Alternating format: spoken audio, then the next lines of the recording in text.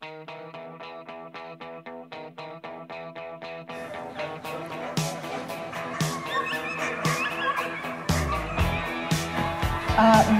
v finále Belmont na startu nejlépe se podařilo odskočit dvojce, následovaná dočkou číslo 3.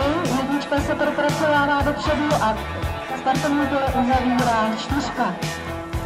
Jednička se snaží předběhnout na druhém místě, vypadá to, že se jí to daří, takže 2, 1, 3, 4.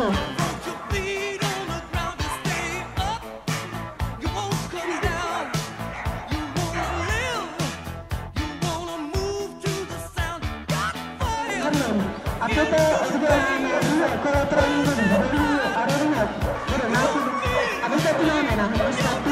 Jedničce se podařilo pěkně odskočit, následuje špatně tam vidíme, tam chyběl 3 psy se obojí o první místo.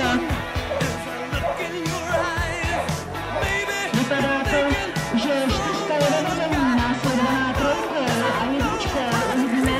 A do čeho se dostala 3, 4, jednička, 2, 5, 6.